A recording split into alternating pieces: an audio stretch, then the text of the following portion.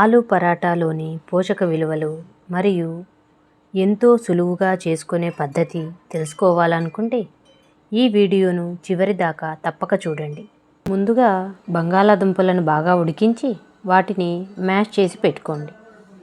అందులోకి ఉప్పు, కారం, పసుపు, మసాలా పౌడర్, వాటితో పాటుగా కొత్తిమీర, కొద్దిగా పచ్చిమిర్చి అన్నిటినీ యాడ్ చేసి ముద్దలాగా తయారు చేసి పెట్టుకోండి. గోధుమ పిండిని చపాతీ పిండిలాగా తయారు చేసి పెట్టుకోండి. ఆలు పరాటాలో మీరు గమనించాల్సిన విషయం ఏమిటంటే పిండి మరియు ఆలు రెండు ఈక్వల్గా తీసుకుంటే మీ పరాటా ఎంతో బాగుంటుంది.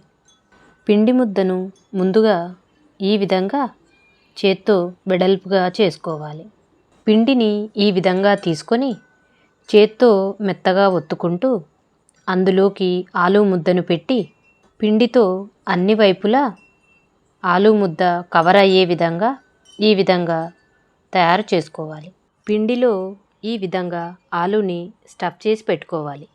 ఉడికించిన ఆలులో శరీర పెరుగుదలకు కావలసిన విటమిన్స్ మరియు మినరల్స్ అందుబాటులో ఉంటాయి. అంతేకాకుండా ఉడికించిన ఆలులో క్యాలరీస్ మరియు ఫ్యాట్ కూడా తక్కువగా ఉంటాయి.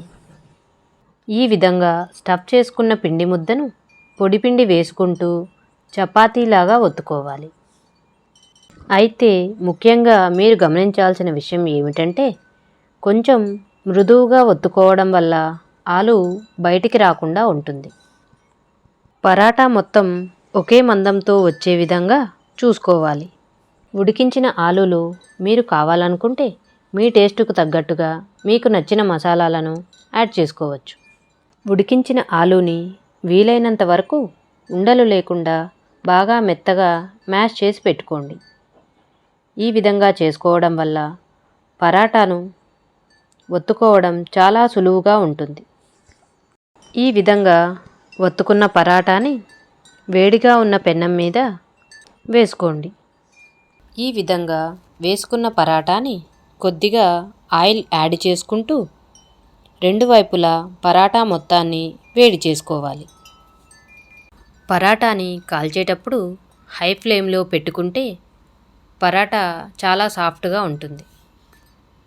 పరాటా అంచులు మరియు రెండు వైపులా కాల్చేటప్పుడు ఈ విధంగా పూరీలాగా పొంగుతుంది. ఇలా పొంగినప్పుడు మీ స్టఫింగ్ పర్ఫెక్ట్గా ఉందని, పరాటాలో ఆలు మొత్తం బాగా స్ప్రెడ్ అయ్యిందని మీకు తెలుస్తుంది. అంతే, పరాటా రెడీ అయిపోయింది. దీనిని ప్లేట్లో ట్రాన్స్ఫర్ చేసుకొని ఈ విధంగా కట్ చేసుకోండి. చూసారా ఆలు మొత్తం ఎంత బాగా స్ప్రెడ్ అయ్యిందో. ఈ విధంగా కట్ చేసి సర్వ్ చేసుకుంటే తినడానికే కాదు చూడడానికి కూడా ఎంతో అట్రాక్టివ్గా ఉంటుంది.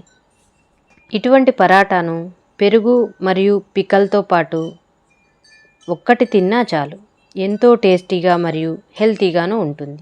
ఇంకా మీరు రుచిని పెంచాలనుకుంటే దీనికి బటర్ కూడా యాడ్ చేసుకోవచ్చు. ఇటువంటి ఎన్నో రెసిపీస్ను మీరు తెలుసుకోవాలనుకుంటే నా ఛానల్ను షేర్ చేయండి, లైక్ చేయండి, సబ్స్క్రైబ్ చేయండి. మీ సలహాలను సూచనలను షేర్ చేయండి.